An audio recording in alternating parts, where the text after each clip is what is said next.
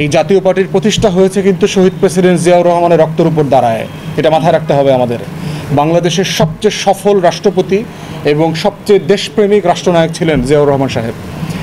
তারপরে আমরা দেখেছি পুরো 9 বছরের স্বৈরশাসনের সময় জাতীয় পার্টি এবং আওয়ামী লীগ কীভাবে একজন আরেকজনের বি টিম হিসাবে কাজ করেছে।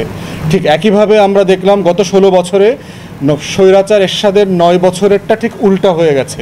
ওখানে জাতীয় পার্টি এ টিম ছিল, আওয়ামী লীগ বি টিম ছিল। আর এইবারের ম্যাচে দেখলাম 16 বছরে আওয়ামী লীগ হচ্ছে এ টিম আর জাতীয় পার্টি 14 দল, এর ভিতরে কিছু ভণ্ড বাটপার ইসলামিক দলও আছে, মাইজ ভান্ডারি থেকে শুরু করে, এরা হচ্ছে আবার বি টিমের রোল প্লে করেছে। তাই যারা এই ধরনের একটা ফলস নির্বাচনে, ম্যান্ডেট ছাড়া নির্বাচনে, রাতের ভোটের নির্বাচনে কোনো না কোনো ফর্মে ছিল এবং এই অবৈধ সরকারকে বৈধতা দিয়েছে 16 বছর থেকে, তাদের কপালে ঠিক ওটাই ঘটা উচিত যেটা আওয়ামী লীগের কপালে ঘটবে। যেহেতু আওয়ামী লীগ জাতীয় পার্টি 14 দল মিলে বাংলাদেশের জনগণকে 3টা নির্বাচন থেকে বঞ্চিত করেছে, 2014, 2018 এবং 2024, তাদেরকেও ন্যূনতম আগামী 3টা নির্বাচন থেকে বঞ্চিত করতে হবে। এটাই ইনসাফ, তাদেরকে নির্বাচন করতে দেয়া যাবে না।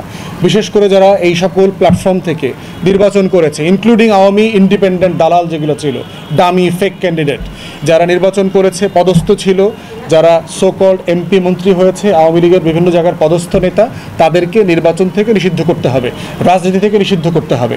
জাতীয় পার্টির নেতারা ইদানিং বলবার চেষ্টা করছে যে আসলে আমরা পারি নাই, চেষ্টা করেছি, পরিস্থিতির শিকার। এগুলো হচ্ছে প্রাইমারি লেভেলের গরু ছাগলের বক্তব্য হইতে পারে। এগুলো মাঠে গিয়ে ভেড়ার পাল আছে না, মহিষের পাল, ওই ভোলার চরে গিয়ে মহিষের পালের সামনে এগুলো বলবেন, বাঙালিরা বলবেন না। এগুলো কে কি করছে না করছে, অনেককেই তো জোর করছে, আমাদেরকে করে নাই, আমাদেরকে টোপ দেয় নাই।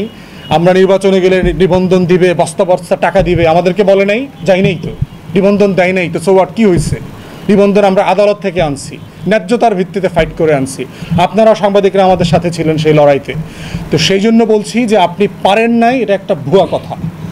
বেতন, গাড়ি, বাড়ি, সুযোগ সুবিধা, লুটপাট কি করেন নাই আপনারা গত 16 বছর আওয়ামী লীগের ব্যানারে বৈধতা দিয়ে দিয়ে এটা করেছেন। তাই আমাদের বক্তব্য খুব পরিষ্কার যে আপনাদের দায় আওয়ামী লীগের দায়ের সমান। আওয়ামী লীগের কপালে যা যা ঘটবে, ঘটা উচিত, আপনাদের কপালে তাই তাই ঘটা উচিত ন্যায্যতার ভিত্তিতে। থার্ড জায়গাটা হচ্ছে ক্রিমিনাল অফেন্স। আওয়ামী লীগের আমলে যত ফৌজদারি অপরাধ হয়েছে রাজনৈতিক নির্দেশনায়, হাসিনার অর্ডারে, লাশের বদলে লাশ, অথবা ওবায়দুল কাদেরের অর্ডারে, অথবা আওয়ামী লীগের অন্যান্য নেতাদের অর্ডারে, সেগুলোর ফৌজদারি বিচার করতে হবে। বিশেষ করে তাদের আমলে যে গণহত্যাগুলো হয়েছে, আন্তর্জাতিক মানবাধিকার অপরাধের যে ট্রাইব্যুনাল আছে, এটাকে যদি সমন্বয় করবার প্রয়োজন হয়, সংশোধন করবার প্রয়োজন হয়, সংস্কার করবার প্রয়োজন হয়, করে সেখানে জাতিসংঘের টেকনিক্যাল অ্যাসিস্ট্যান্স নিয়ে তাদেরকে ন্যায্যতার ভিত্তিতে বিচারের মুখোমুখি করতে হবে। আমরা বারবার বলেছি, আমরা 16 বছরের আওয়ামী ফ্যাসিবাদের কারো ব্যাপারে প্রতিশোধ এবং প্রতিহিংসায় যেতে চাই না।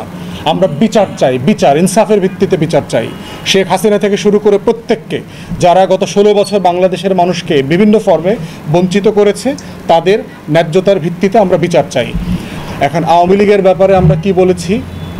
যেহেতু আওয়ামী লীগ বাংলাদেশের স্বাধীনতার ঘোষণাপত্রের সাথে বেইমানি করেছে, বাংলাদেশের গণতন্ত্র নির্বাচনের সাথে বেইমানি করেছে, আমাদের সংবিধান প্রত্যেকটা কাঠামো মৌলিক অধিকারের সাথে বেইমানি করেছে, ম্যান্ডেট ছাড়া জোর করে ক্ষমতায় ছিল, বাংলাদেশের ইতিহাসের সবচেয়ে নৃশংসতম গণহত্যাগুলো এই আওয়ামী লীগের আমলে হয়েছে, তাদেরকে নিষিদ্ধ করবার মতো যথেষ্ট আইনি উপাদান বর্তমানে আমাদের রাষ্ট্রের সমাজে বিরাজমান আছে। করণীয় কি? করণীয় ক্ষেত্রে হচ্ছে আমরা দুইটা জিনিস দেখতে চাই। একটা হচ্ছে, যেহেতু একটা প্রসেস ফলো করে এটা করতে হবে, আমরা বলছি না যে স্বরাষ্ট্র মন্ত্রণালয় যেভাবে জামাতকে নিষিদ্ধ করে একটা অর্ডিন্যান্স জারি করে দিয়েছে, একটা এক্সিকিউটিভ অর্ডার দিয়েছে, এই ফর্মে আওয়ামী লীগ অথবা জাতীয় পার্টি নিষিদ্ধ হোক। আমরা চাই এই গণহত্যা এবং আওয়ামী দুঃশাসনের ব্যাপারে একটা কমিশন গঠিত হোক, যেটা একটা উন্মুক্ত কমিশন হবে, আমেরিকা এবং ব্রিটেনে যেভাবে হয়, পাবলিক হিয়ারিং হবে, সেখানে জনগণ সেখানে গিয়ে মতামত দেবে, দেশের নাগরিক সমাজ, ছাত্র সমাজ, যারা আন্দোলনে ছিল, রাজনৈতিক দল, বুদ্ধিজীবী, সাংবাদিক, সবাই মতামত দেবে। সেই মতামতের উপরে ভিত্তি করে অন্তর্বর্তীকালীন সরকারকে সিদ্ধান্ত নিতে হবে যে আওয়ামী লীগ জাতীয় পার্টির রাজনীতি থাকবে কি থাকবে না। রাজনীতি প্রশ্ন। আসলে দেখুন, বর্তমানে যে সংবিধানটা আছে, এখানে আপনি কাকে পার্লামেন্ট মেম্বার হিসেবে কে দাঁড়াতে পারবে, ইলেকশন করতে পারবে, এটা মোটামুটি গাইডলাইন দেওয়া আছে। এখন এই গাইডলাইনকে স্যাটিসফাই করে কোনো ব্যক্তি যদি যদি নমিনেশন পায়, তাকে যদি জনগণ ভোট দেয়, তাহলে জনগণ তো তাকেই সৎ এবং যোগ্য লোক বলে মনে করছে। তিনি যদি মেজরিটি পিপলের যদি ভোট পেয়ে যদি সংসদে যদি যায়, তাহলে তো এটা তো জনগণ ডিসাইড করবে।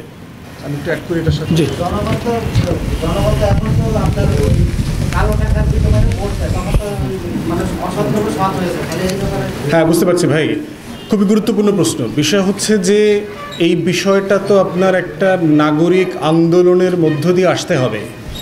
বুঝতে হবে যে বাংলাদেশে রাজনীতি কারা করে, বুঝতে হবে যে কে এমপি নমিনেশন চাচ্ছে, দলগুলো এমপি নমিনেশনকে ক্যান্ডিডেট হিসেবে কিভাবে দিচ্ছে, এখানে যে বড় দলগুলোর হাজার হাজার কোটি টাকার লেনদেন আছে। অতএব এইটা একটা বড় আমূল পরিবর্তন দরকার। এইটা আপনি কিভাবে ঠেকাইতে পারবেন? এইটা ঠেকাইতে পারবেন হচ্ছে অনেকগুলো মেজার যদি আমরা নেই। তার ভিতরে একটা হচ্ছে যে এখন দেখবেন যে প্রচুর উন্নয়ন কর্মকাণ্ডের সাথে আমাদের এমপিরা জড়িত, কিন্তু আমাদের সংবিধানে বলে দেওয়া আছে এমপির কাজ কি। এমপির কাজ হচ্ছে সে আইন তৈরি করবে, আইনের বিষয়ে বিতর্ক করবে, রাষ্ট্রের নীতিমালা তৈরি করবে, রাষ্ট্রের সাথে অন্য রাষ্ট্রের সম্পর্ক, ট্রিটি, চুক্তি এগুলো নিয়ে আলোচনা করবে। কিন্তু আমাদের অধিকাংশ এমপি মন্ত্রীরা এই কাজ করবার জন্য যোগ্য না। আপনি দেখবেন, এক্সাম্পল দেই, বাজেট অধিবেশনে আপনারা দেখবেন যে 10 জন এমপিও খুঁজে পাবেন না যে বাজেট নিয়ে কথা বলেন। তাহলে বাংলাদেশ রাষ্ট্রের ক্যালেন্ডারে সবচেয়ে গুরুত্বপূর্ণ অনুষঙ্গ হচ্ছে বাজেট, কিন্তু সেই বাজেট নিয়ে কথা বলার জন্য পার্লামেন্টে 10 জন 20 জন এমপি নাই 350-র মধ্যে। কেন নাই? কারণ আপনি তো ইউনিয়ন পরিষদের চেয়ারম্যান মেম্বারদেরকে টাকা দিয়ে এমপি বানায় ফেলছেন। সে তো বাজেট করে না, সে তো সনদ দেয়, ইউনিয়ন পরিষদের সার্টিফিকেট দিবে, এইটা দিবে, ওইটা দিবে, এইটা দিবে। তো এই জন্য যেটা করতে হবে, এমপিদেরকে টোটাল ডেভেলপমেন্ট ওয়ার্ক থেকে আলাদা করে ফেলতে হবে। উন্নয়নের কোনো কাজে এমপি থাকতে পারবে না, তার কাছে 2 টাকার কোনো অ্যালোকেশন থাকবে না, বাজেট থাকবে না। সে তার এলাকায় কোনো স্কুল, মসজিদ, মাদ্রাসা, কলেজ কোনো কমিটির সভাপতি হইতে পারবে না পদাধিকার বলে। তারপরে তার প্লট নেওয়া, ফ্ল্যাট নেওয়া, গাড়ি পাওয়া এগুলো সব বন্ধ করে দিতে হবে। তাকে একটা বেতন দিতে হবে সম্মানজনকভাবে চলবার জন্য। তার এলাকাতে তার একটা অফিস থাকবে, সংসদীয় অফিস, কার্যালয় থাকবে। আমরা যদি এই আইনটা বাস্তবায়ন করতে পারি, তাহলে দেখবেন যে বাজে লোকদের এমপি হওয়ার টেন্ডেন্সি কমে যাবে। সে যখন দেখবে যে এমপির কোনো ভাবসাব নাই, লোকাল থানাতে গেলে কেউ দাম দেয় না, দাঁড়ায় না, সে লোকাল কোনো প্রোটোকল পাবে না তার এলাকাতে। তার কনস্টিটিউয়েন্সির টোটাল প্রোটোকল হচ্ছে উপজেলা পরিষদের চেয়ারম্যানের, সে ডিল করবে। ওইখানে তার কোনো মাতব্বরি চলবে না। আপনি এলাকার সব মাতব্বরি থেকে এমপিদেরকে বাদ দিয়ে দেন, এই যত চোর বাটপাট্টা আছে যারা এমপি হইতে চায়, এরা দেখবেন কি এমপি হইতে চাইবে না, এরা সবাই তখন উপজেলা চেয়ারম্যান হবে। তখন আপনার ভিন্ন জায়গায় করে ইলেকশন কমিশনের মাধ্যমে স্ক্রুটিনি করে উপজেলাতে আপনি এটাকে ক্লিনিং করতে পারবেন যে কারা কারা উপজেলা চেয়ারম্যান হইতে পারবে। কি করা যাবে? ধরেন উপজেলা চেয়ারম্যান হওয়ার জন্য 5 জন আবেদন করলো ইলেকশন কমিশনে, এদের ব্যাপারে গণশুনানি হইতে হবে ভোটে দেওয়ার আগে, যে তাদের চরিত্রের ব্যাপারে কোনো আপত্তি আছে কিনা।